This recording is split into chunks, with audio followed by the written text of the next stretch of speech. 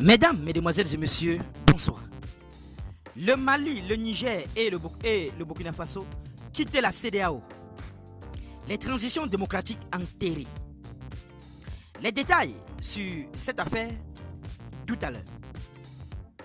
L'annonce du retrait sans délai du Mali, du Niger et du Burkina Faso de la communauté économique des États de l'Afrique de l'Ouest marque un net coup d'arrêt aux houleuses négociations sur l'organisation d'élections et le retour d'un gouvernement civil.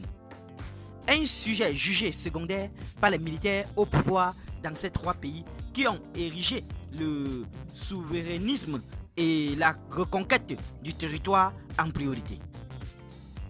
Le sujet était au cœur du bras de fer entre les militaires putschistes et l'organisation sous-régionale. Depuis les coups d'État successifs au Mali, au Burkina Faso, puis au Niger, la communauté économique des États de l'Afrique de l'Ouest tentait d'obtenir des nouveaux dirigeants, des engagements clairs quant à l'organisation d'élections permettant le retour d'un gouvernement civil au pouvoir.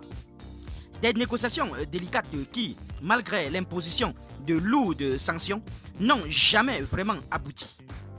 En annonçant conjointement dimanche 28 janvier leur départ de la CEDEAO, les dirigeants des trois pays ont reproché à l'organisation son absence de soutien dans la lutte antiterroriste ainsi que l'adoption de mesures punitives illégales, illégitimes et inhumaines. Ce retrait marque du même coup la fin des négociations sur le calendrier électoral que les militaires s'étaient montrés peu enclins à mettre en place.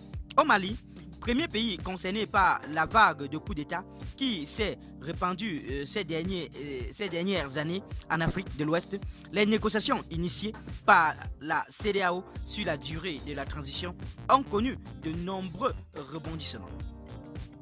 Après le putsch d'août 2020, marquant la chute du président Ibrahim Boubacar Keïta, l'organisation sous-régionale avait imposé un embargo économique fermant ses frontières avec le pays tout en maintenant les livraisons de biens de première nécessité.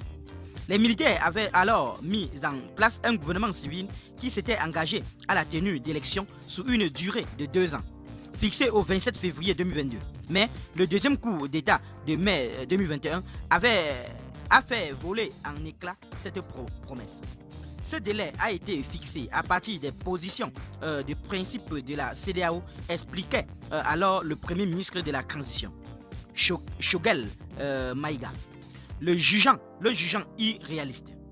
Il vaut mieux avoir quelques semaines de plus, même quelques mois de plus, que de retomber dans une nouvelle crise post-électorale, comme celle qui avait conduit à la chute du président Ibrahim Boubacar Keïta, avertissait-il sur France 24.